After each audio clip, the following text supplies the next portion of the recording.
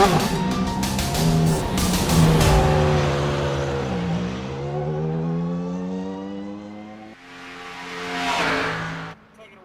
call it the world center of racing. For decades, the top stock car drivers in the world have all wanted to win here. The same goes for the virtual world as well. It takes the perfect balance of skill, speed, strategy, and luck to come away with a victory on the high banks of Daytona. Tonight, the top drivers in the Precision Racing League will be put to the test to see who can come away with one of the biggest victories of the season. We're about to see live on the Global SimRacing Channel. Good evening, everybody, and welcome to the virtual Daytona International Speedway in Daytona Beach, Florida, for the 8th race of the Precision Racing League Cup Series season. I'm Justin Prince. Alongside the booth tonight is NASCAR Coca-Cola iRacing Series driver Christian Chowder. Behind the scenes is our director Sean Ambrose, and he's using cameras provided by Dougie Beard. Now, Christian, when it comes to this track, how would you describe Daytona International Speedway in your experience? I would say it's intense the entire time. Big 2.5 mile track. It's flat out the whole way. See a lot of 2 wide, 3 wide, a ton of banking here, 31 degrees. And I think it always promotes a ton of exciting racing, and even more so with this new package, which is really allowing people to build some really big runs and make that third lane happen. It's going to be interesting to see what can happen at Daytona, especially with the 31 degrees of banking in the corners and 2.5 miles of racing action each and every lap. This series is presented by Diecast King. Shop Diecast King, your home for the best selection of NHRA and NASCAR diecast cars at diecastkings.com. Once again, diecastking.com. You can also find them on Facebook at facebook.com/diecastking. With it being an important race tonight, there's also a special race sponsor for tonight in Splash and Go Graphics. Splash and Go Graphics is your source for custom iRacing schemes, logos, numbers, photo editing designs, and 3D models. They're the creators of the MENCup 2017 through 19 and MPS 2017 NASCAR Racing 2003 season mod. If you're interested, PM Splash and Go Graphics on their Facebook page and send your design information. Take care of the rest. That's at facebook.com/Splash and Go Graphics, all in one word. Glad to have them along for the ride for tonight's racing action, but the championship is getting interesting. Richard Regan Jr. comes into tonight in a good position to try and continue to build on his points lead. 41 points the advantage over Pat Harvey, Rachel Hunt, and Charles Sumner, the top 5 in the driver's standings. A lot of different organizations have competed this season, 10 plus in total this year. And heading into Daytona, Skidmark Motorsports is on top of that board over Winnebago Road Trip Racing by 43 points. Pilot Performance Group is in third with Primetime Racing and Crash Motorsports rounding out the top 5 in the team standings. Now, Christian, this is going to be an interesting one for the race details because while it's the same we've seen through round to round for those tuning in, it's going to be tight on time once more. Yeah, it's 50 laps, which is a relatively short race around this track. We're probably going to see one green flag pit stop if it does go green. I suspect we'll see that around about lap 35 or so, given that there's 100% fuel for this race. Fixed setup. The 60 minutes, I don't think we're going to come up on that unless we see a lot of yellows. But if we do see yellows, the lap's long, so it won't take many of them to reach that limit. 24 incident limit, I think everybody should be safe for that tonight. We'll have to see how things turn out from Daytona International Speedway. Indeed, the track conditions at the moment, partly cloudy skies, 82 degrees the air temp, 100 degrees is currently the track temp, minimal winds, humidity at about 49%. Decent conditions for super speedway racing today. Yeah, definitely having that low wind is going to help them out. There's not going to be any issues in terms of handling with that. And as you say, 100 track temp, that sounds pretty hot, but it's actually kind of mild, so should see a lot of drivers being able to make a lot of moves, especially that third line. Last round was at Phoenix Raceway, and for Keith Haney, he finally got himself into victory lane. Led just 5 laps, but beat Richard Regan Jr. and James O'Brien to take the checker flag by about nearly a full second. And we've seen him the past few weeks or so, Christian, on the Global SimRacing Channel, become quickly one of the favorites each and every race. Yeah, we've seen Haney have some really strong performances. The first time we saw him in this league was back at Charlotte, where He had that great run all the way from the back to get himself in the lead. Didn't quite come off because of that late yellow, but he's definitely a driver to watch out for. And as you mentioned, we've had Richard Regan Jr. in terms of points has been dominating the season, but with Daytona, it's kind of a total reset. He's not going to be able to break away from the pack. He's going to have to work with others, and it's going to be interesting to see how he does tonight. That gets to the next point, the importance of the draft, and then the draft. It is, of course, super speedway racing, meaning there's going to be a lot of that tonight. It's going to be difficult to try and break away from the pack, as you mentioned there. So, at this point, how do you try and manage that as a driver as this race goes on to? Well, I think the first run, it's all about that run until the first stop, and especially if you have a green flag stop, you always want to be in that bottom lane because it makes pitting in a lot easier. That said, green flag pit stop at this place is very, very dangerous, both in terms of entry and exit. Entry, if you've got a lot of cars coming down at one time, it's not uncommon to see cars collect each other, so you got to really keep on your toes there. And then the access road on exit is tricky as well. I've seen a couple of drivers all the way up to the Coke Series be really struggling to get out of pit road, and it's not easy. It's one of those things where it's probably the hardest aspect of the race is actually a green flag pit stop. Especially if drivers don't take tires on that pit stop sequence, depending on when they elect to pit. But that's also going to be bringing up the next conversation, and it's going to be interesting too tonight. Teamwork is also very key when it comes to Daytona International Speedway on the iRacing service, and many teammates will likely be communicating with each other on strategy and moves. What's kind of your best strategy as a driver when it comes to attacking Daytona International Speedway? You mentioned the draft. What about the strategy? Well, as you say, the strategy is extremely important, and I think it comes down to, at first, it's about those pit stops again. You always want to pit in a group, and obviously if you've got 3, 4, 5 plus cars in the race that you're all in communication with, that helps you immensely. And if you can really time that right, say you can either short pit or long pit, it's more important that you come down with a group of cars and you're able to form up quickly after the stop, so that then you can press that advantage and either cycle yourself to the lead, say if you short pitted by passing the cars that are still coming up to speed, or if you've been out there for a while, you can kind of all stay organized in that way. But the other thing is, obviously the drafting lines, it's difficult to stay with your teammates because you do kind of have to be out for yourself a little bit, especially at the front of the pack and say the top line. You can't wait for your teammate who's pushing you to be clear, because he's most cases not going to be able to do that. Someone's going to find their way into that Gatorade victory lane on the front stretch by the end of tonight. The question is going to be who. Just moments away from the start of qualifying here. Currently at the top of the boards in terms of practice speeds, Robert Bichon Jr. with the 46.239, Richard Regan Jr., James O'Brien, Jake Honchell, Danny Cervantes, the top 5 rounding out practice. But here's the thing, it's Daytona. And at Daytona, the draft can make a huge factor in that. Qualifying is solo, meaning it's about you as the driver to try and build up the most speed possible. This is going to be interesting to see how many cars qualify here, Christian, and how they approach it. Some, from what we've seen, prefer the bottom, others the top of the first lap, then the bottom.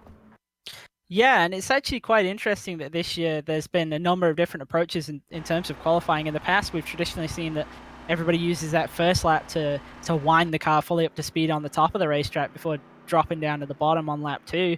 But this year we've seen a variety of approaches. Some drivers still preferring to do it that way. Others, as you see here, creeping along the apron and maybe creeping all the way to the start of that first lap to kind of keep the tire cool, then winding up on the first lap before using that second lap as the full pace lap. Others just going straight from the pit exit and only doing one lap. So a variety of approaches.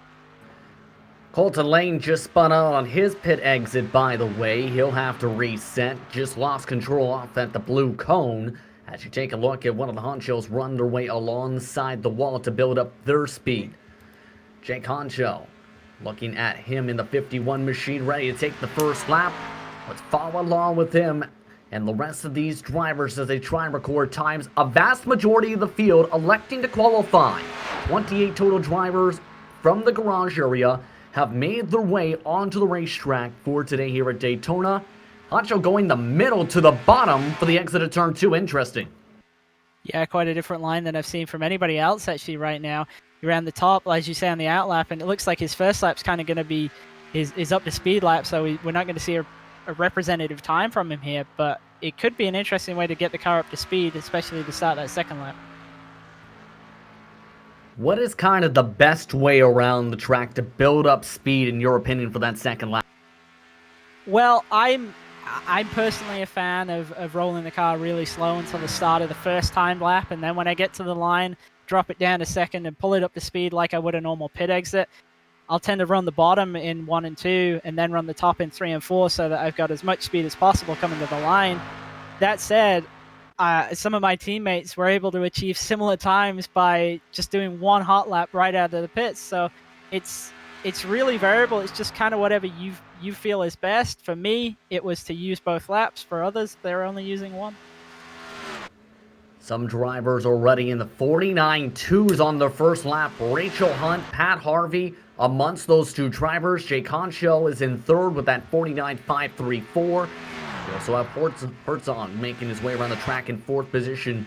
And that second lap, so crucial to stay along that bottom line without clipping the apron and without scrubbing too much speed off the exits. Yeah, it's very, very difficult. It seems like an easy task. You've only got to keep the car on the bottom, but even being a foot off that yellow line, it loses you quite a considerable amount of speed. And the other thing is, it looks very smooth, but it's really not. You're getting thrown around a lot more than I think it looks like on TV. And you do have to. It does take an immense amount of concentration to keep the car exactly where you need it to and to not scrub any speed. Taking out Josue Tolez's times here in 9th. Currently bumped down to 10th at the after his 2 laps of 49.192. As we take a look at Colton Lane. Colton Lane looking to try and get a good time. The fastest is a 49.133. Lane gets to 6th position. Currently separated by about 3/100ths of a second, 3/10ths of a second rather. Robert Bichon Jr. bumps up to 7th. Multiple drivers continue to move up the pylon. Richard Regan Jr. still the top driver though. Yeah, right now we've got all the way from 1st to 17th is split only by 1/10 of a second, so that shows you how crucial it is to really nail your kind of warm-up lap and to really have as much speed as possible when you get to the line to start your timed lap. Charles Sumner trying to use the apron to build his best possible time. Gets a tie for 3rd position with Joshua Daniels, a 49.146, while Costello tries to build up more speed. A 16th place qualifying run for him, a 49.185. 24 drivers taking qualifying times, just 4 did not. Chad Brown, Paul Williams II, Adam Zemke, Keith Haney, all electing to start at the back. Interesting call for them to start from the rear end of the field, but it's going to be interesting to see who can take the W today as the drivers make their way around the racetrack. Just about to get to the starting grid for today's action. It's going to be curious to see who can take the checker today. All drivers are set to go. That means one thing, it's time to go 10 at a time for your starting grid. Richard Regan Jr. is the man who came up on top of the board with a 49.133. That is 12/100ths better than Josh Slade, the outside man, on row 1. Joshua Daniels starts in 3rd, with Charles Sumner in the Tropicana machine starts in 4th. Danny Sorrente starts in 5th, with David A. Wilson Jr. in 6th. James O'Brien starts in 7th, Robert Bichon Jr. in 8th. Colton Lane and Horatio Colquhoun round out your top 10. And in 11th and 12th, we've got Mark Herzog and Jake Honchell. They both just missed out on the top 10, with James Duke and Rachel Hunt actually starting back in 13th and 14th. We've got Mark Kalin and Jeff Costello also in the 49.1s with 15th and 16th place. Jose Tellez, race winner earlier in the season, starts in 17th alongside Robert Mellington in 8th. Then we have Dan McLaren and Brendan Chatley rounding out the top 20 as our first driver in the 49.2s. Scotty Johnson also in the 49.2s, along with Baron Hilton in row 11. Pat Harvey starts in 23rd overall in row number 12. The only driver in the 49.3s is in 24th. That is Thomas Morris. The rest of the drivers did not record qualifying times. Adam Zemke, Paul Williams II, Keith Haney, Chad Brown. round out the 28 drivers set to take the field for the PRL Cup Series, sponsored by Diecast Kings, for this race sponsored by Splash and Go Graphics. Christian, your final thoughts before we get ready to rev the engines and get ready to go racing. Well, one interesting thing about the pit stall selection, it's obviously done by qualifying in terms of iRacing. And under green flag scenarios, I found that actually the first 7 or 8 stalls, you can't quite get up to the pit speed limit before you reach that exit cone. And that can be a little bit of a disadvantage, especially if you're the pole sitter. Normally, we like to say that the pole sitter has an advantage in terms of pit stall selection. And generally, that's true. But for a track such as this, where we do see green flag pit stops, that can actually work against you. And likewise, the guys at the very back, with 28 cars tonight, it's not too much of a problem, but they are going to have to look for their stall pretty early once they get down to pit road speed. Should note that it appears James Duke will have to start from the pit lane. Did not make it to the grid in time, as these drivers get ready to rev their engines for 50 laps of racing at Daytona International Speedway. Again, one of the key storylines to watch, the man on the pole, Richard Regan Jr., the championship leader, looking to put himself in a great spot to essentially enter the second to last round with a chance to secure the title. Yeah, I think it's a difficult one to really kind of lock down a title at. It's probably the one race that you don't want, because it's not that there's nothing that you can do as a driver, because there is, but it's also the one where there's the greatest risk attached to it. Who are some of the drivers, in your opinion, we should keep an eye on here at a race like this here at Daytona? Well, I think Daytona tends to favor the aggressive drivers in terms of making their line switches. I think we should definitely keep an eye on drivers such as Rachel Hunt starting back in 14th, and also Jose Tellez starting back in 17th. We've seen him have some mega restarts, and I think this kind of track and this kind of racing will really play to his strengths. I think potentially as well, Dan McLaren might be someone to keep an eye on. Have to also keep an eye on Keith Haney in that 27th position, see if he takes things conservative or if he elects to come up through the field. Drivers making their way down the front straightaway. Who will take home today's race? We're going to have to wait and see. Richard Regan Jr. in control of the field. Green flag is out. We're underway for the World Center of Racing.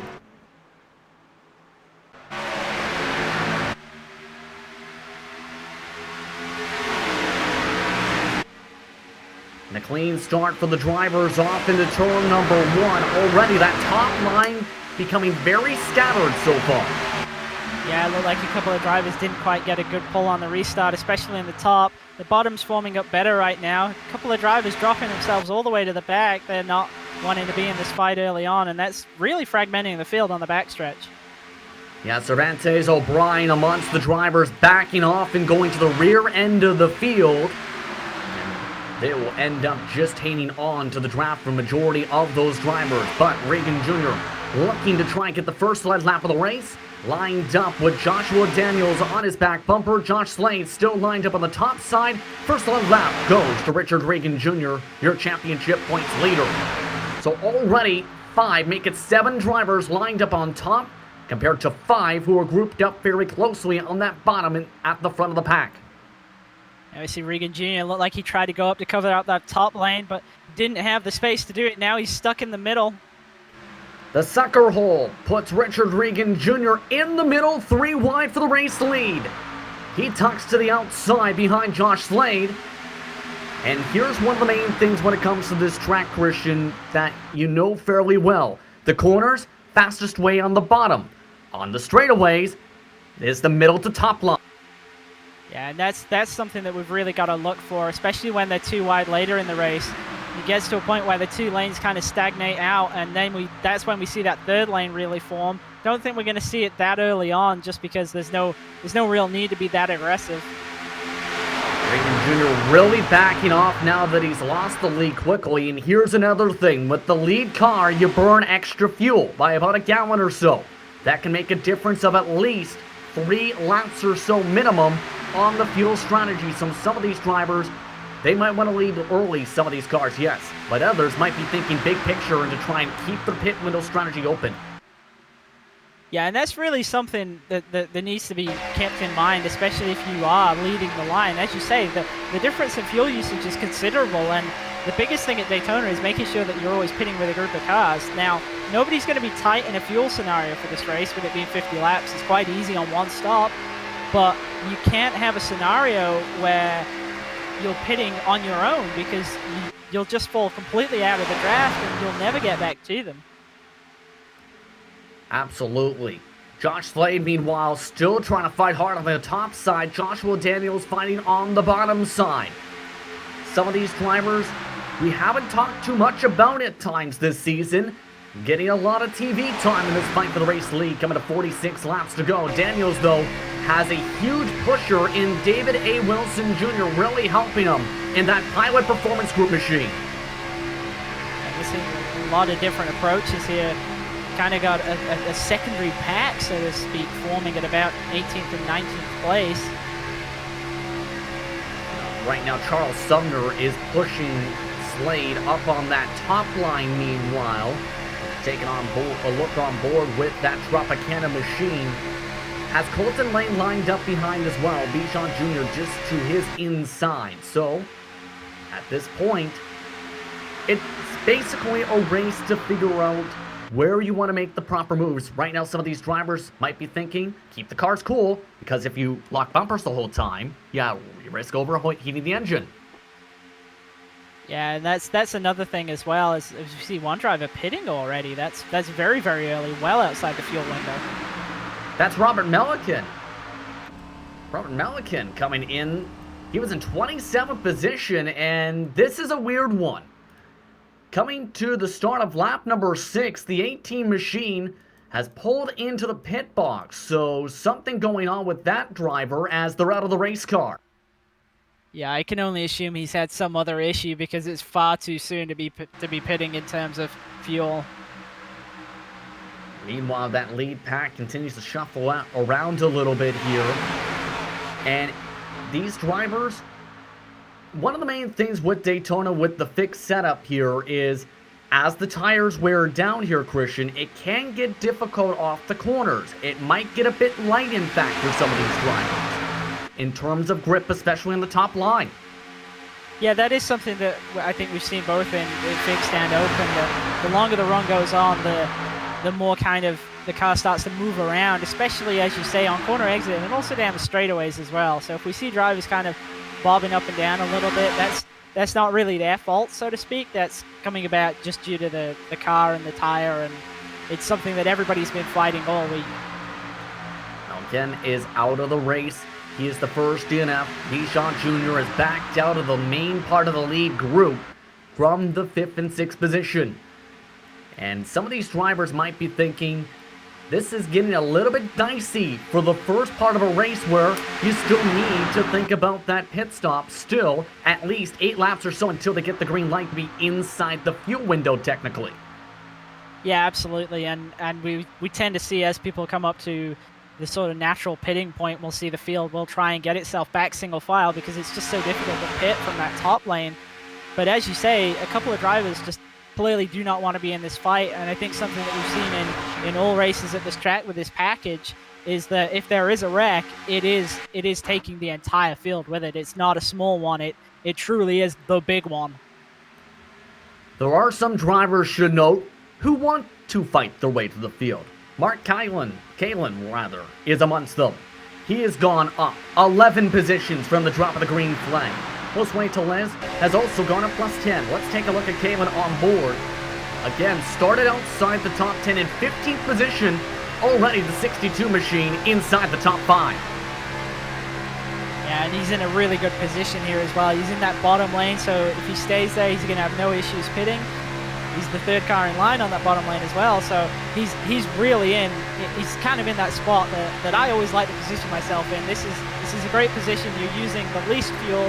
You're not having to really push the car in front of you, and you've got that perfect position for when you want to pit. Just the 3rd start this season in round number 8. Previously made starts in the 1st and 3rd rounds this season.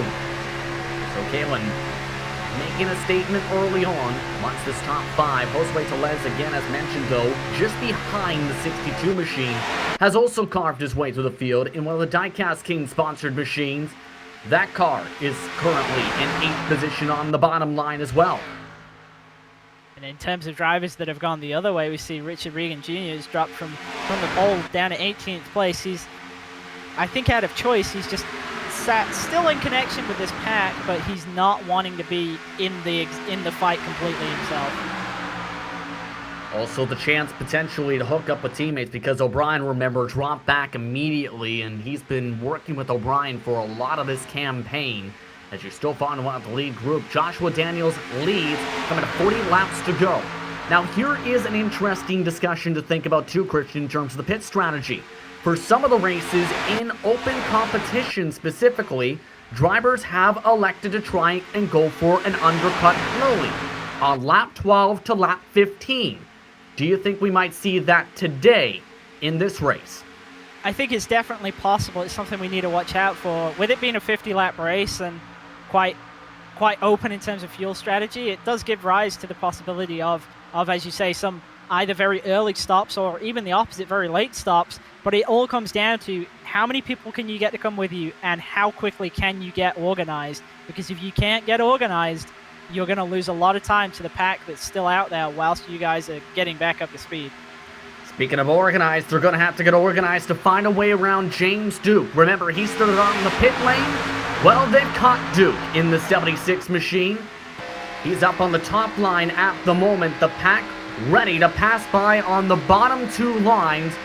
Duke electing to stay up against the wall down the back straightaway.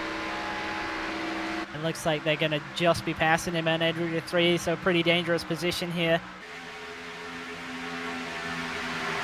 No one touching Duke at the moment, giving him lots of space. Duke nearly tapping the safer barrier. That's how high he's trying to give space. In fact, nearly scraped the right rear quarter panel against the wall. But now, James Duke, on the right side, is the only car a lap down and is in the lucky dog spot and with the lead pack. Yeah, he's done a good job to make sure he's staying connected to the lead pack. The only downside is that with him being a lap down, obviously he's not in this race, and it can be a bit frustrating for drivers who are on the lead lap. And the other thing is that if there is a big wreck here, is that he's likely to be in it, and he'll lose that lucky dog advantage. Battle down the back straightaway for the race lead. Slade looking to try and get clear. Duck down, no. Slade electing to keep that top line still. Daniels still electing to keep that bottom line. So an interesting decision still. That 34 nearly got the chance to get clear of the sim pit machine. This time by the stripe though, the lead lap separated by dead even. 0.000 for Josh Slade to lead that lap. That really shows you that when it comes to a run down to the line, it's not necessarily that one line is better than the other in terms of track geometry. It's about how organized you can be. Oh, look at this. Richard Regan Jr. is coming up the middle. He wants to charge back up to the field, going 3 wide to try and get back up towards the front. Remember, dropped all the way to the tail end of the lead group. Regan really taking some bold moves, and now it's the back of Charles Sumner up on the top line. Very, very aggressive and a high-risk strategy there, but he's made it work out, and he's back inside the top 10. Regan Jr. going up the middle again. Sumner gives him the space. Regan Jr. wants the lead back, it appears. Onto the back of Slade. Kalen also looking for the race lead, leads that top line. He moved up as well as all that happened. So the run for the race lead once more coming to 35 laps to go. Daniels tries to come up to side draft, so does Wilson Jr. However, the top line still has momentum entering turn 3. That's really made it clear to me that Regan Jr. isn't going to be one of those that's going to be early pitting. I thought dropping to the back as he was that he might be forming up a group to come down early, as you said, about lap 13 to 15, but given that he's gone all the way to the front now nearly, and he's up in that top line, he's clearly staying out there for a long time. Yeah, no one ducked down that time by, so no one thinking to that quite yet, it appears yet. Regan Jr. still falling, though, behind that 34 machine of Josh Slade. Already, one driver elects to back off. It's Paul Williams II electing to pull the ejectors cord to pull his way out of the lead pack. Charles Sumner moving his way to the bottom. Top line has lost a lot of its ground now in all that. Just 3 cars. It had up to 7 cars before. And Regan Jr. is still trying to push it forwards, but how long you can do this before his engine starts getting hot, I'm not sure. And doesn't really look like the line itself is able to go forwards. Wilson Jr. wants the race lead. Led that time by the stripe. And they're shuffling around. Kalen shuffling out to the top line, 3 wide. Here comes Josh Slade and Richard Regan Jr. as they shuffle out the yellow and red machine. Slade gets underneath Wilson Jr. Cars really wiggling their way down the back straightaway. Something I've noticed is that a lot of drivers, especially when they're running that top lane, or as we're seeing that both Regan Jr. and Telez are kind of making drivers pay by sort of forcing that middle to work, and it's because the top line's not closing it off enough. They're running too high, and there is a gap, and it's being taken. Slade gets the lead back, leading the lap that time by. Regan Jr. wants to try and get clear of the 77. Will Slade try and drop down? Yes, he will. Josh Slade cuts off the Sim Pit machine. Regan Jr. now gets clean air once again on the nose. All this is going on. Keep an eye on Joshua Daniels. He wants to try and push Slade forward. Doesn't want that 46 back up at the front. Right now we've got 4 on the top, but they're not too organized. They don't look as aggressive. Already, here comes the block. Slade tries to block all the way to the wall. Regan Jr. gives Daniels the shove. Daniels back up to the point. Daniels drops down. Regan Jr. gets to the quarter panel. No one there to help the 46, however, in all of this.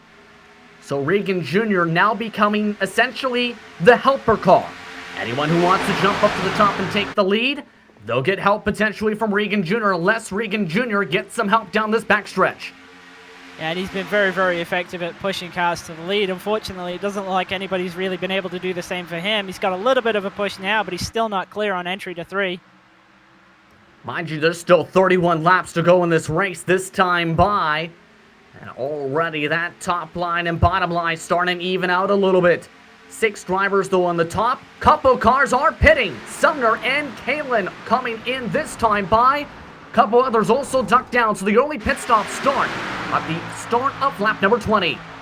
Now this is a real opportunity for those 4 cars that just came down. I suspect that they're going to be just taking a full tank of gas here and maybe right sides only. But they've got to make sure that they stay formed up on exit. Keep an eye on Sumner taking right side tires at the very least here. And we'll have to see if he goes with the left side tires as well. Yes, indeed does. 4 tires and fuel for Sumner.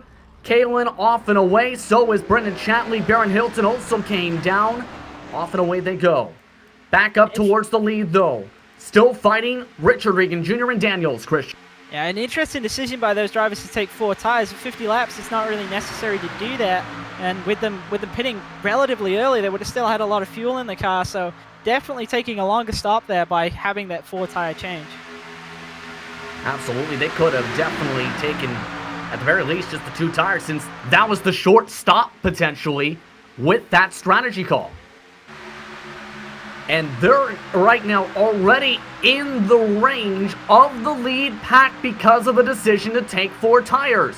Regan Jr., meanwhile, ducked down to the bottom side to retake the race lead, but they're about to catch up to those cars who just pit on the bottom line, in fact. And those cars have come out not formed up at all. You see 2 are formed up, and then the others are single cars, and this is really not what that group of 4 would have wanted. This is really going to hurt them in terms of lap time, and they're going to get swallowed up by the main pack shortly. Right now, they're up the road by about 15 car lengths. You can see those 3 just up the track. That's Chatley, Kalen, and Sumner. They're also passing by Barrett Hilton, who had to serve a penalty and does have damage. So Hilton is now the last car running on the track and about to be reached first. He's the closest to the leader. And This is going to be difficult for the lead group. They're going to have to go to his outside coming through the tri-oval. Regan Jr. gets the draft of the 0-2, and Regan Jr. says, I'm gonna pit. Regan Jr. pits right as they reach the traffic lane. Rachel Hunt, along with O'Brien, Williams II, Zemke, all come down this time. A much bigger group than last time, and I strongly suspect that we'll see this lead group, they'll take 2 tires only. Keep an eye on these drivers on their pit boxes in their stalls here. Yes, indeed, left side tires for all the drivers who ducked down this time. And that is the smarter move because they can just fill up the fuel, it takes a couple extra seconds, and get themselves off and away just like...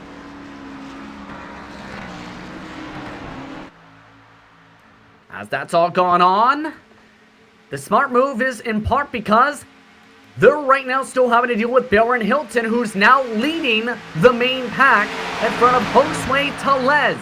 Josh Slade has dropped to second as all of this has gone on, and they're about to catch 3 more lap cars. Yeah, they're probably going to catch those 3 in maybe the next 2 to 3 laps here. Now, in terms of the difference between the drivers who took 2 and 4 tires, a couple of the drivers managing to pull off 11-second stops with the 2-tire call. And most of the drivers who did the 4-tire call did 14.5s or higher, so about a 3.5-second difference. And that's really the difference here in terms of getting swallowed up by the pack that's still out there versus having that advantage and being able to kind of pull away if you formed up. Here's the thing, Richard Regan Jr. has a big-time advantage over Lane along with Hunt and Zemke, and they're going to also reel him in pretty quickly. So is the main pack. This is a dangerous time because you've got all these cars that have already pitted mixing in amongst with the lead lap cars that haven't yet pitted. And as you say, that group hasn't come out formed up as well as I was thinking they would do. Looks like Regan Jr. is just slowing up on the backstretch to allow them to catch him up right now. Right now, 182 for Regan Jr. The others in the 185s. They're actually going to pick up the race, the one-time race leader, Richard Regan Jr. Thing is, though, the pack has also reeled in all 9 cars who have hit so far. Josue Tellez currently behind the 0-2 machine of Baron Hilton. Now wants to try and lap some of these cars as they check up on the bottom side. Thing is, though, there is a big gap between him, Horatio Colquhoun, and Wilson Jr. on that line. And the other thing we can see is that a lot of drivers very hesitant to go to the top line, especially those who haven't pitted yet. They don't want to go up there and get stuck up there, so the pack is majority single file on the bottom right now, as there's still a lot of drivers still need to pit. Some of the drivers that are at the back of the pack, by the way, Robert Bishaw Jr. currently working with Pat Harvey along with Joshua Daniels. They're the 11th, 12th, and 13th position cars. Them, along with Danny Cervantes and Dan McLaren, are at the caboose end of all these cars. And we'll watch as more pit stops take place. Thomas Morris, Jake Honchell coming down along with many others. Wilson Jr. leads them. Yeah, Haney got very, very close to being collected there. He was trying to get down onto the apron and looked like he had to get on the brakes right before he actually was fully off the track. Oh, and Haney got hit from behind. He's got some damage on his race car. Don't think it was from the pit stop sequence. Not sure, though. Yes, indeed it was. For the 87, he got hit from behind by the 07, it seemed, of Scotty Johnson. Just before the shot, he got rear-ended and had to then arc at 45 degrees into the pit box. Yeah, a horrible stop for Haney there. That's going to just massively drop him out of the lead fight. There's no way he's going to come out in the draft. Yeah, and you can see how much he had to try and shuffle around just to get inside the box. And now the rear downforce affected as well from that shot from Scotty Johnson. He's still in the pit box, in fact. Meanwhile, the race leaders, they're currently making their way down the back straightaway.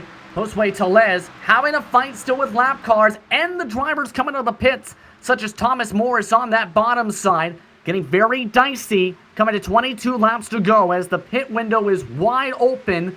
See if anyone ducks down inside the traffic. No drivers duck down in that lead pack this time by, but they're 3 wide with lead lap cars and lap cars combined. And there was a huge moment right there. Charles Sumner just clipped the rear quarter of a car that was passing him on the bottom, very close to turning him around, but everybody managed to gather it back up. Now, Baron Hilton, meanwhile, is really got some right side damage on that O2 machine and really bobbling around. He's in the heart of all of that pack of lead cars at the moment. Many of them trying to freight train him. You can see that right side damage really going to hurt the O2. Yeah, that's pretty big, especially when you can see that from the cockpit that the hood's all popped up. And if there's one place that you want damage less than any other, it's definitely this racetrack. For pit stops, Danny Cervantes, Horatio Colquhoun, Dan McLaren come down this time by. So those three have now just entered the lane for their scheduled pit stops. And now it's to the window where you may as well take 4 tires, since the length of the fuel is going to end up being about the same as the tire stop. Yeah, absolutely, and I think that's an interesting point to bring up, and that's why I'm a fan of pitting relatively late, around about this 30 lap point, because you're having to take enough fuel that it actually makes the 4 tire stop not really a disadvantage, and at the same time you get the better handling as well. More cars getting swallowed up by the lead pack. Wilson Jr. just has been reeled on in. He is getting freight trained up at the top side, losing lots of net positions. Currently, Colton Lane is the top driver of the drivers who have pit so far, outside of the ones coming off the lane, and they're going to jump by them by a decent margin. On the arc. As these cars work their way down the back straightaway. One thing to note, Jeff Costello, one of the drivers who pulled the ejectors cord, lost the pack, Christian. He just had to come off the pit lane. He might be one of the drivers who will fall a lap down by the end of this race, as these lead cars shuffle their way down the front straightaway. More cars pitting. Harvey looks to go under the yellow line and does. Mark Herzog, Robert Bisson Jr., and Scotty Johnson. Remember, Johnson has left front damage from the collision with Haney. And just 3 cars still left to pit. One of them, Jose Tellez, he's currently running the 3rd lane through 1 and 2, and he looks really desperate to get down. He's still got a good number of laps before he's going to be tight on fuel to do that, but yeah, as we've seen, it takes a number of laps to find a hole on the bottom and get into it. So he's got about 5 laps of margin here before he absolutely has to pit. It's Tellez, Slade, and Daniels who are yet to pit in this race for fuel. Right now, Tellez getting freight trained by the drivers who have ducked down so far. 1 make it, 2 come down this time. Tellez the only driver not to pit now. Slade and Daniels made their way under the commitment cone. And this is disastrous for Tellez, being that last driver who has to pit. His only hope really at this point is that a yellow comes out, because he's going to come out entirely on his own, and at best he's going to tag on to the very end of the pack. Yeah, he is right now on that top line, hooked up with the teammate. See if that 24 machine can find a hole. That's the main thing, finding one gap to get to the bottom and then make the way to the pit lane if you're the 24. Yeah, that you can see here, he's clearly looking for a gap in the bottom, and there's just not one there. There is one a couple car lengths behind. The problem is he's still side by side with Brent Chatley, and they're reaching more drivers who have already taken their pit stops. Up on the top side, they're going to pass by one more driver, Scotty Johnson. About to reel in Pat Harvey, Mark Herzog, Robert Bisson Jr. also just a couple car lengths up the track. But looks like the hole's opening up, and he elects to go to the top side instead of the bottom, letting Paul Williams II go, his teammate, instead. Yeah, he had the opportunity there to sweep across both lanes and get to the bottom. I'm expecting we're going to see him do it now, but he's still running that 3rd lane. Looks like he's going to drop in behind the 76, perhaps. No, elects to stay on the top. As you mentioned, a couple laps of fuel still at least in the tank, and has had the draft this entire run, so he can go up to about lap 38 or so on this stint. But again, you don't want to pit from the top because, well, there's the risk of other cars, such as these cars. Yeah, this is going to be very difficult for him to do this. As we keep saying, he's getting tighter and tighter on fuel. He's on lap 34, well, 35 right now for him. So he needs to come down within the next 2 laps. These are the drivers battling for the net race lead. 4 of them, to be precise. About to make it 5. Joshua Daniels, current net race leader, getting reeled in by Bichon Jr., Slade, Harvey, and Herzog. They go up towards the top line and make the move. Bichon Jr. up to current 2nd spot and the net race lead, and has some friends to help with, while Daniels goes back inside the draft. Josue Tellez has also made his way to the pit lane as that shuffled around, so he found a hole. He again was the last car in the whole field to make the way to the pit lane. Off and away goes the 24, a 9.7 second stop. Yeah, very, very short stop. It looked like he either didn't take tires or took lefts only. And we'll have to see how he comes out. He's coming out entirely on his own. And the thing is, he might come out with a pretty big advantage, but he's on his own. He's going to get run down. That's the main thing. That's going to be huge. And he's still coming off the pit lane. It's about 12, 13 seconds at the moment and shrinking in fast. The speeds of the pack reaching as high as 190 to nearly 200 miles per hour. Tellez, the max speed on your own about 185. They're already half a straightaway within the current leader. Yeah, and he has come out with, like, as you say, a substantial lead, 6.2 seconds, but as we see, it's already down to 5.4, 4.8. They're probably going to catch him within 2 to 3 laps, such is the pace difference. Yeah, there's a chance, Christian. He is what you call a sitting duck in terms of the pack here. You can't block 2 lanes at about a 20-mile-an-hour difference or even a 15-mile-an-hour difference without causing an incident. Oh, absolutely. His only hope here really is to stay on the bottom and to force the pack to go around him and hope that in doing so he kind of gets pulled up to speed with them. Now, it's kind of a dangerous strategy. A lot of drivers don't like that. They prefer singular cars to go to the top, but hey, he's in the fight for the lead. He has to do what he has to do, and I strongly suspect we're going to see him run the bottom here. We'll see, because they're about 10 car lengths away. Car around on the bottom of the apron. Multiple drivers spinning and sliding. Williams a second. Also drivers sliding off into the grass. One of them is McLaren. They're slowing down in the corner. Still no caution. Scotty Johnson involved. Adam Zemke was the driver who checked all of them up, while Jake Hodgell is making his way to the pit lane. Lead cars still continue to fight. And that was nearly a caution and nearly one coming here. Regan Jr. just hooked Costello.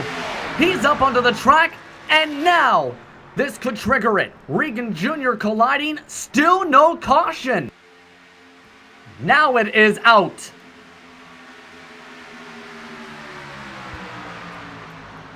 So 2 incidents in the span of about 2 sets of corners, and the caution comes out. At least 7 different cars involved in those 2 separate incidents. All started in turn 3, where we've seen some checkups around where Zemke, McLaren, Johnson, and so forth were at, Christian. Yeah, it looked like there was a lot of kind of infighting here. It looked like guys were preparing to pass Tellez on the bottom there by going to the top, and just looked like some miscommunication on the entry to 3. Wow. Got a couple of cars kind of, well, with significant damage, honestly, but because they all spun down to the very bottom of the track, no yellow, and then we had that secondary incident that happened as the pack did catch Tellez on the entry to 1, and it just looked to me like Costello was checking up, and unfortunately for Regan Jr., he couldn't really see and just looped Costello around onto the apron and then was collected in the ensuing incident. Yeah. Let's take a look at the Costello incident once more. Remember, he was a lap down, had lost the draft after a checkup. Regan Jr.'s the car on his back bumper here. Yeah, and you see there, it just looks like he just got looped around, and honestly, not really either driver at fault there. Costello's lifting because he can obviously see that Tellez is being picked up, and Tellez is very slow at the front of that line, and unfortunately for Regan Jr., he can't see that. This spoiler is enormous. You really cannot see. You're entirely relying on the car in front of you, and it's just, yeah, unfortunate, and definitely a big dent to Regan Jr.'s hopes of taking the championship. That's going to have major, major points implications indeed. Yes, blown engine, no front hood. Rough ending to the race potentially for Richard Regan Jr. So the race leader is Josue Tellez. Multiple drivers have elected to pit at the back of the field to get repairs. James O'Brien with severe damage. James Duke with damage. Wilson Jr. with damage. And McLaren, Chatley, many others all ducked down this time by. Man, this is going to become crazy though, because we're going to have a restart with under 10 laps to go, Christian. Yeah, and at this point, all bets are off. We haven't really seen a lot of drivers using that third lane, but I think we're definitely going to see it now with 10 to go. And for Tellez, we were questioning his strategy, but at this point, now looks like it was an absolute masterstroke. He got picked up by the lead pack in the lead, and then a yellow came out immediately. And here's the thing, though. It's going to be interesting how the tires are, because that first incident, in part caused because Honcho got loose up on the top. How much grip will some of the drivers who had gone for shorter stops have here is going to be the question, since some of them are on just lap. Well, exactly. We've obviously got some drivers at the front who either have 2 or 0. Tellez and Daniels, they either have no tires or they have 2 because their stops were under 10 seconds. A little bit further back, Josh Slade and Mark Herzog in 4th and 5th, they definitely have 4 tires, 14.7 and 14.1 second stops for them, so they're in a great position. Not to mention the drivers that just came down under yellow to presumably take another set of 4. Yeah, why not? Get the extra grip when it comes to Daytona. The difference between that and Talladega with Super Speedway Racing is Daytona was more of the grip/handling preference racetrack. You want to kind of have handling at this track, Christian. You also want to have speed, yes, but you need to have handling to be able to get around the track. Yeah, absolutely. There is this idea that Daytona and Talladega are completely equal, and to be honest, they're kind of not. Like you say, Daytona is sort of the more handling track, and it's just because the corner entries are, well, the track itself is tighter, it's not as wide, and the corner entries are very much a scenario where we tend to see cars getting either loose or tight depending on how you have them set up, and especially they're being tighter than they are at Talladega, it does put more of a preference on handling. Indeed, everyone lined up behind the pace car at the moment. Again, the top 10 at the moment: Tellez, Daniels, Bisson Jr., Slade, Herzog, Harvey, Lane, Hunt, Cervantes, and Colquhoun, the top 10. And you talked about Rachel Hunt. She's been keeping the race nice and calm in the Emerald Coast Coins machine. Now going to be interesting to see if she can be aggressive and get a chance to be one of the race contenders for this win. Yeah, he's going to be starting in the outside lane in 8th place, so 4th in line. Probably the car that's best placed actually to try and make that third lane work. So going to have to watch out for her. As you say, had a relatively quiet night up until this point, just doing a good job running around there inside the top 10, but not getting involved in anything, and now in a position where maybe could make that third lane happen. Remember, Bisson Jr. was also one of those drivers as well. As you follow along with Rachel Hunt, again, started in the 14th position, moved up +6 from the drop of the green flag. One of the drivers to watch. One of the others, Bisson Jr., just was mentioning him in the 97 machine, in the Precision Racing League logoed car. Remember, that 97 had also dropped back, Christian, to the rear end of the field and was charging after that pit stop window. Yeah, we've had a couple of drivers who've kind of just snuck up towards the front of the pack. Pat Harvey's another driver who did that, gridded up in 23rd place, up in 6th place. The driver we don't talk a lot about, Chad Brown, up from 28th and 11th. Yeah, Chad Brown having an interesting race. +17. That is tied for the most positions gained with Pat Harvey. Pat Harvey in 6th position. And Harvey, again, one of the drivers we don't talk too much about, but is also part of, mind you, Skidmark Motorsports, who is the best overall team as a unit this season in the team championship standings. A great run for Harvey. Yeah, and I think those guys kind of really play into the strategy side of these races, and we see quite a few times where, not to say that they're anonymous in the races, but we're not talking about them a lot, and they're just kind of running around, they're running their own race, and then at the end, they're cycling themselves up inside the top 10 and scoring good points. Indeed. By the way, it's a 1-to-go signal on the racetrack. That's why you're seeing the drivers now doubling their weight down the back straightaway. At this point, with 8 laps to go, what's the strategy to come away with the victory? I think Tellez is in obviously the best position. He's on the bottom. He's the line leader there. If he can keep them formed up behind him, he's got a really good chance at this. Second lane, Joshua Daniels, we've seen him be quite aggressive. So if he can get himself clear on this restart, he might be able to do something. But I'm really looking for that third lane to form. I think with 8 laps to go, there's a strong chance that somebody could make something happen out there. iRacing official pace car off the track. Who will take home today's race, sponsored by Splash and Go Graphics? We're about to find out. 8 laps to go, back on our way from Daytona. Josue Tellez brings them to the green. Joshua Daniels already getting blocked on the top side. Yeah, Tellez definitely not clear there. I'm also not really sure why he's going up and blocking that lane. It's better to make the guys in your own lane push you, especially on a restart. Does have Bishaw Jr. also lined up behind. Bishaw Jr. trying to make a move. Daniels also nearly made contact. Up on the top goes Tellez to block that lane. Daniels looks to freight train him. Back to the bottom side goes Tellez once more. Some interesting decisions, especially with this type of car for Tellez. Yeah, Tellez needs to be really careful with this. He can't get away with just sweeping across the lines like this. Eventually, they're going to leave him out and force him into the middle, and he's gonna get dropped out if he keeps doing this. And again, one of the main things with that big spoiler, the amount of massive runs you can get from behind with the draft makes it difficult to block the bubble. 7 laps to go. Daniels looks to control the top side. Josh Slade working with him. On the bottom side, Bishaw Jr. trying to draft behind Tellez. Down the back stretch, Daniels, one of the most dominant drivers today, takes the race lead once again. Looks to move down, and Tellez now the pusher on that lane. Unfortunately for Slade, the rest of the top line isn't formed up as good, and he's going to drop back a little bit. Mark Kalin's trying to make a third line work as this is all going on. A third line being forced up the middle by Horatio Colquhoun.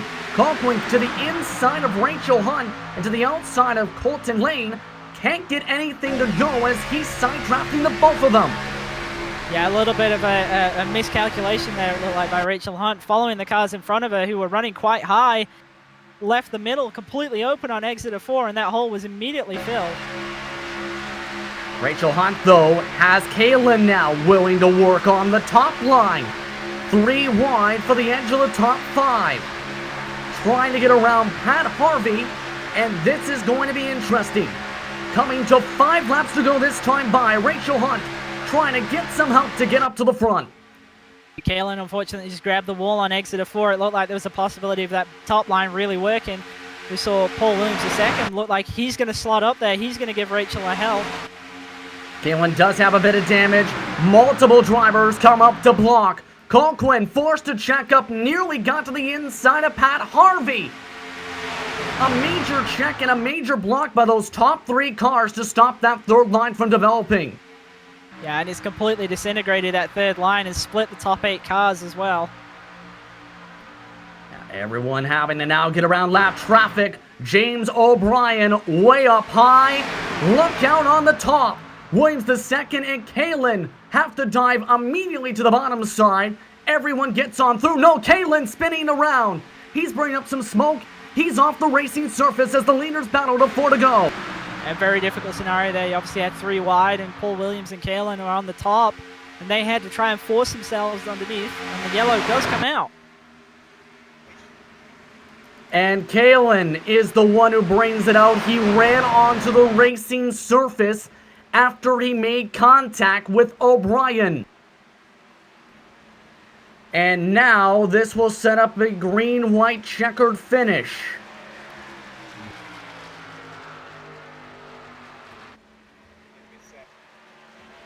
Take a look in just a moment. But Kalin thought he was clear, nearly got so, but O'Brien, believe, might have tagged the wall to take the 62. You see Kalin up there in that third line with Paul Williams the second ahead of him coming into 3, and those guys are having to check up to try and get around that car on the top. Kalin looks like it just kind of got away from him, and then he got hooked on the front nose of that car that he was passing, and fortunately just turned him up into the wall. Yeah, and O'Brien nearly got tagged by Williams II. That's how tight it was. They were committed to that third line, and Caitlin had already just hit the wall moments before that. And this is what we were saying in terms of drivers with old tires and the handling aspect coming into play right at the end of this race, with some drivers out there on tires that they've had the entire race, and it's just difficult. Especially it's difficult to be 3 wide at the best of times, and 3 wide going 4 wide to pass lap traffic with such a speed differential, it's really not an easy thing to do. And Kalen getting back going, you seen right there, that was the trigger for the yellow, with those 2 cars still having to get on by. In turn, it's now a GWC, and now it gets very dicey. Now it becomes the question, how do you line this all out for this win? I don't think we're going to see anybody come down pit road, especially at this point. Everybody would be good on fuel. I think got an interesting scenario. We've seen Josh Daniels has been really, really good, especially making lines work. Now the leader on the bottom, but he's got 2 cars that have been very aggressive all race long, formed up tight on the top with Jose Tellez and Josh Slade. So be interesting to see if those 2 on the top are able to make anything happen. Green-white-checkered is confirmed. Just 1 attempt, 1 from Daytona. Drivers have been reminded to keep the race clean for the final laps of this race. Now, it's going to be curious who people work with. By the way, Jay Concha, the lucky dog, makes it 19 cars, Christian, on the lead lap. Yeah, and this is the thing with so many on the lead lap. It's kind of the time to really give that third lane a go. If you're near the back, you've got nothing to lose. There's no chance of you moving forward if the 2 lanes that you're in are stacked solid. So I strongly suspect we're going to see at least 3 to 4 cars try and go to that third lane. Maybe not at the front, but definitely I think we'll see it at the back. Yeah, it's going to get interesting. So now it becomes the question here, again, too. Who do you work with if you're some of these drivers? Because there's a lot of them who might not necessarily have teammates around them at this point, to say the least.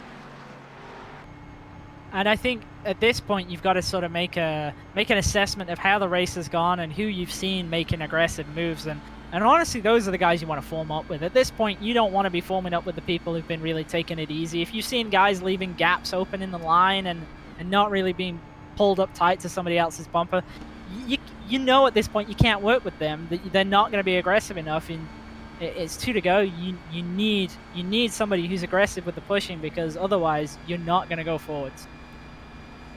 Now it becomes the question, too, and I'm interested to hear what your thought would be here as these drivers get the 2 to go signal on the racetrack. You mentioned expecting drivers to go 2 to 3 wide. When do you make the move in this 2-lap sequence? Right from the get-go down the back straightaway, or do you wait for at least a couple moments? I think it's difficult to make that third lane work with only 2 laps.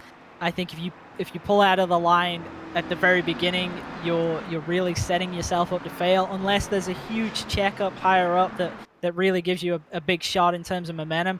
I think you have to wait until at least the 2nd lap, probably at best maybe the middle of the backstretch or the exit of turn 2.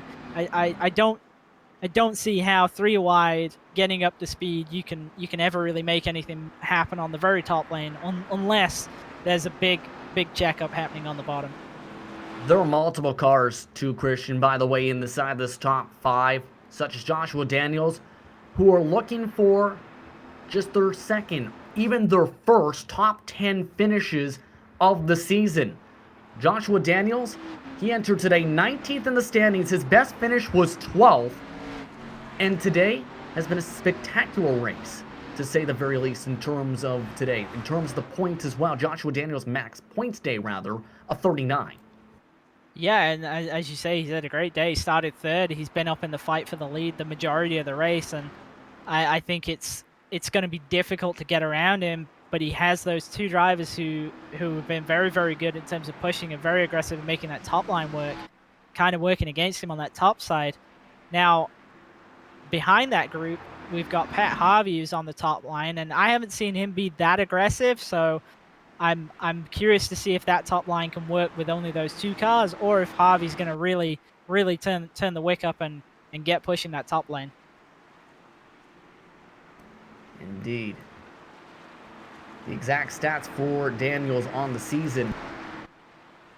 Daniels entered today in total just the 1 top 5 on the season and has already taken the draw. Some of the drivers, remember, do have that ability to take 1 drop around. Richard Regan Jr. might be in that picture today for the championship. But with one lap to go until the start, Daniels is the leader, Tellez is in second, Bisson Jr. is in third, Josh Slade in fourth, Mark Herzog, Pat Harvey, Rachel Hunt, Colton Lane, Rachel Colquhoun, Danny Cervantes round out the top 5. It's going to get interesting to see who will take the checker flag today, Christian. Who do you have? I think it's hard to bet against Josh Daniels, but if there's anybody who's going to be able to pull it off, it's going to be either Tellez or Slade. I think Bissau Jr. is happy where he is in that bottom lane. I think Herzog's happy there as well. And I think Rachel Hunt's too far back to make anything happen with this late on with this few laps. See how they get things rolling and how clean and how aggressive some of the drivers elect to be. Daniels brings them down to the restart zone. iRacing official pace car is off. Bisson Jr. already on the bumper. Green flag is out. Back to racing at Daytona, the green-white-checkered. Poor start from Hunt, which has allowed Harvey to drop down to the bottom. Now only 2 cars on that top lane. Going to be very difficult to make anything work. Daniels able to get clear of Josue Tellez up on the top side. Only 2 drivers stay up top. Him and Slade. Danny Cervantes, though, moves up to the top side, making it 3-car tandem. Bisson Jr. thought about poking as well. Nearly gets to the quarter panel of the 77. 3 wide as Slade squeezes out Tellez. Tellez getting turned. Caution is out. Charles Sumner involved. It's the big one at Daytona.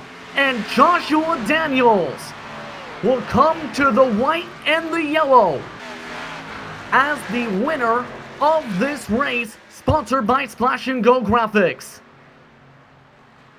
We saw Tellez get forced to the top there, and it looked, I'm not exactly sure who it was, but whoever was in the middle just clipped his left rear and started hooking him down the racetrack on entry to 3, and at that point nobody's lifting and everybody just piles in. Colton Lane involved, Charles Sumner as mentioned involved, Adam Zemke no front clip now for his 2nd incident. A massive one to end off this race. Not the way I think some of the drivers wanted it to go, but drivers were trying to go 3 wide to battle for that race win. And I was surprised we saw that 3rd lane that early on. I'm not really sure how Tellez ended up out there, but it was going to be difficult to make anything happen. He was the only car out there at the time, and unfortunately it looked like it just was a little bit of a misunderstanding as to how much space was going on the entry to 3. Indeed, that contact on that entry in that 3 wide, in that tight situation, brings us under the pace car to the end of today's race. Joshua Daniels, with the 1 GWC attempt, will take home his first win of the season. He wins at Daytona International Speedway in the Precision Racing League Cup Series, sponsored by Diecast Kings.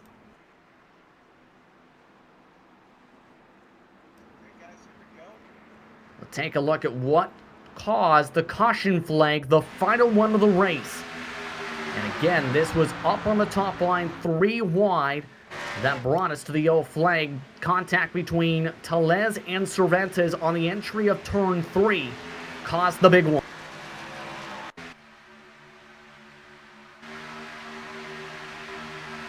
We see here he's forced out to that 3rd lane, and he's up there okay. But look at the bottom line. They're kind of not really that close to the bottom, but then the middle is just too high up. just clips his left rear. Amazing job to actually keep the thing relatively straight. Obviously, he had big contact afterwards, but Tellez holding on and managing to keep the car straight and come home 7th. Take a look on board with Rachel Hunt, and there was nowhere to go for a lot of these cars. Rachel with the huge contact.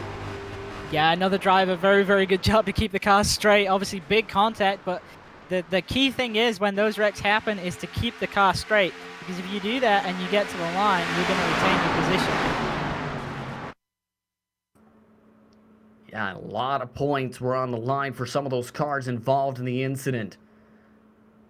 But man, oh man, an interesting way to finish this one. Again, Joshua Daniels, the race winner at Daytona, as he waits behind the official iRacing pace car for the chance to burn it down. Will he go for burnouts? Yes, he will, as he'll get to celebrate at the World Center of Racing.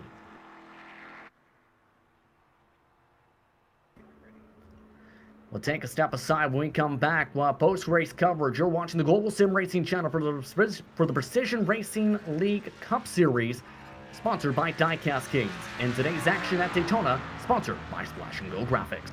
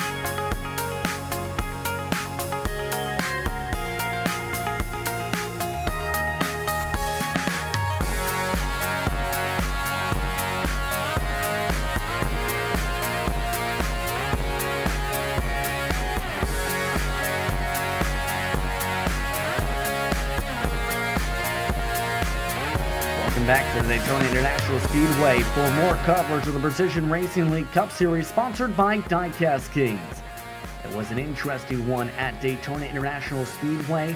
For today's race, sponsored by Splash & Go Graphics, let's take a look at your unofficial race results. Joshua Daniels comes away with his first win of the season. He started from third, led a majority of the laps, takes home the checker.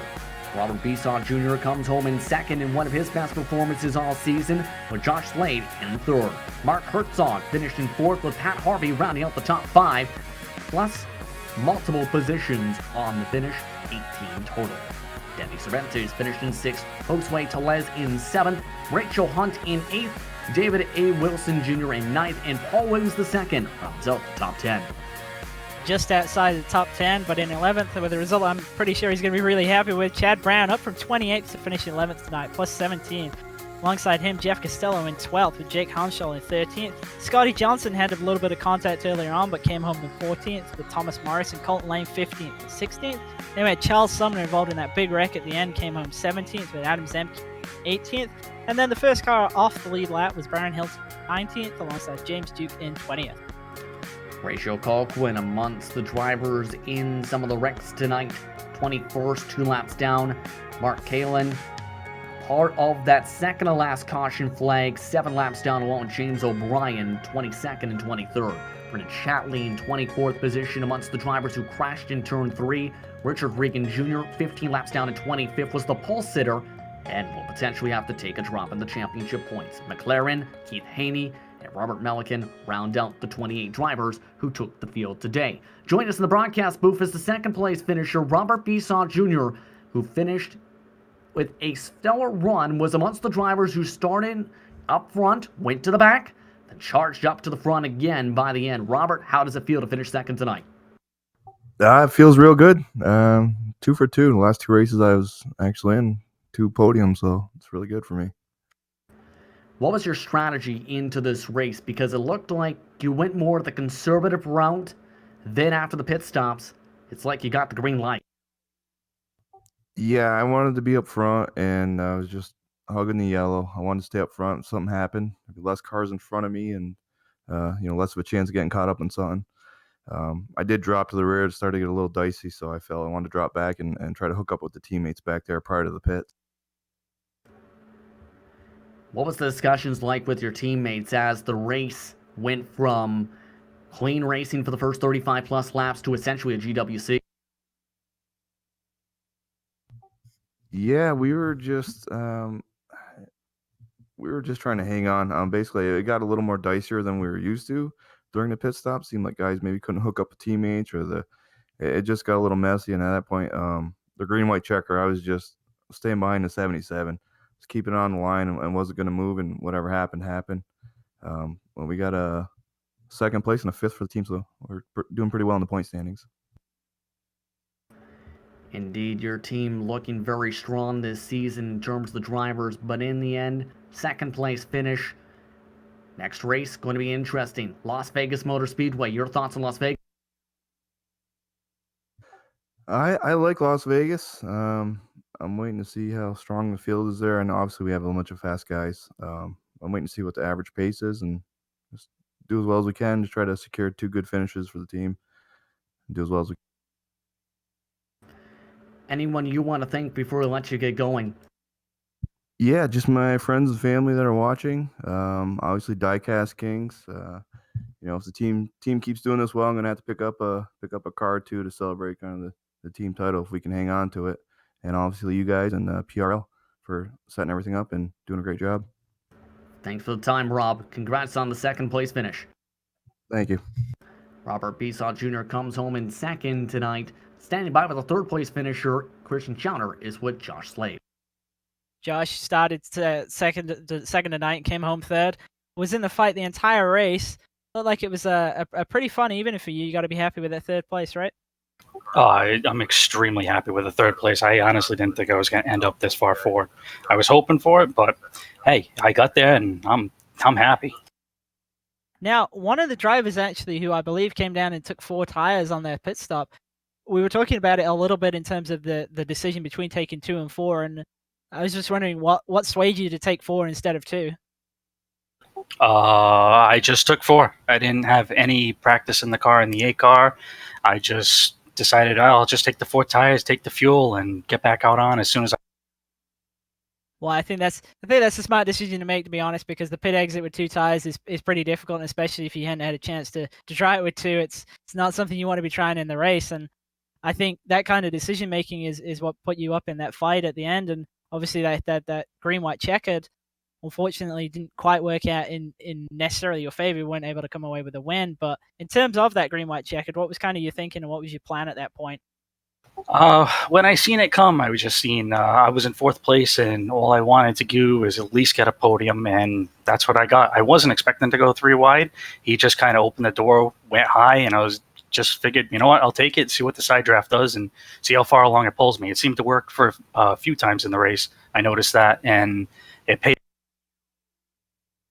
Yeah, it was one of those times where we thought it was a little bit of a questionable decision for him to go all the way to that third lane, and you were able to take good advantage of it to come away with that third place. Now, next week, going to Las Vegas, any thoughts on that race? Vegas is one of my weaker tracks, so I'm probably have to put quite a bit of practice time in just to get somewhere down and work on my tire wear a little bit, because that seems to be my my downfall in most of the races on the shorter track. All right, well, we wish you all the best for that. And before we let you go, is there anybody that you'd like to give a shout out tonight?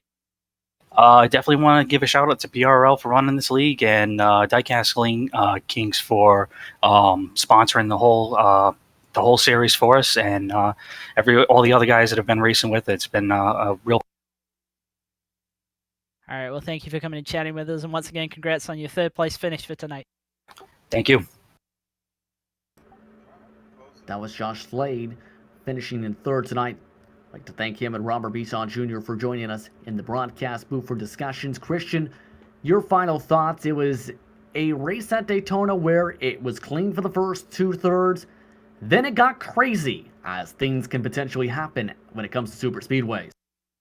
Yeah, I think the pit cycle was a very interesting part of the race. We had a lot of different strategies there, and it was really up and down at one point, with obviously a big split and lapped cars being in amongst the guys who were still having to pit in. And it was really interesting to see how everybody handled that. And I think, honestly, everybody did a great job to not have any wrecks under those circumstances. And shame about the end where we had that green-white-checkered that had a yellow in it. But otherwise, I think it was a really good race, and I think it'll be interesting to see this series go to Las Vegas. I'd like to once again thank Splash and Go Graphics as well for being the sponsor for tonight's race, as well as the series sponsor Diecast Kings. It was glad to have Splash and Go Graphics on board for tonight's, Christian, because I know you talk to those people, a part of that organization a lot. Glad to have them on tonight as the race sponsor this season. Yeah, those guys make a great load of paint schemes, and they're always posting stuff on Facebook. And I've used some of their schemes before, and they do great quality work. Indeed, once again, Splash and Go Graphics, your source for custom iRacing schemes, logos, numbers, photo, editing designs, and 3D models. Find them on Facebook at Splash and Go Graphics. That is with Splash and Go Graphics. Again, the next race at Las Vegas. Your quick thoughts on that track before we go. I think it's one of those tracks where, as Josh mentioned, it's one of those ones where you either really like it or you really don't. I'm personally a big fan of it, and I really like the 1 and 2 end of the track. It's kind of a multi-groove scenario in the sense of you sometimes see some drivers running right at the bottom, some not necessarily right at the wall, but you at least see some line variation. And I think with this package, it's a little bit of a pack race to start with, but it can at least give some really interesting multi-group racing. It's a little bit like a Homestead. It's one of my favorites. Going to be curious to see who can come up on top of Las Vegas for round number 9, but we'd like to thank you for tuning in for tonight's exciting action from Daytona International Speedway. I'd also like to thank Diecast Kings and Splash and Go Graphics for being a part of today's race, as well as the series organizers, the Precision Racing League, for this strong series. Thanks to the companies as well that provide the software and hardware for broadcasts listed up on your screen, with additional thanks to Jute Lawn, who provides your wonderful music. See the screen for how to get a hold of more of her great work. Thanks to the team today, and Christian and Sean. If you'd like to find out more about GSRC, including the upcoming races, you can find it at globalsimracingchannel.com. If you'd like to help support the channel, you can check out our merchandise for sale at gsrc.store.nby.com. Or check out our social media on Twitter at GSR Channel, Facebook at Global SimRacing Channel, one word, and Instagram at GSRC_Graham. Don't forget to head over to our YouTube page and hit that big red subscribe button, as well as the notification bell, so you don't miss a moment here on the Global SimRacing Channel. Next round for the PRL Cup Series, sponsored by Diecast Kings, goes to the Sin City, Las Vegas Motor Speedway on February the 23rd. Coverage starts at 8:50 p.m. Eastern Time. Be sure to tune in on GSRC. We also have upcoming races for other series listed up on your screen, so check those out and mark them down in your calendar. But until next time, race clean, race hard, and we'll see you on the track.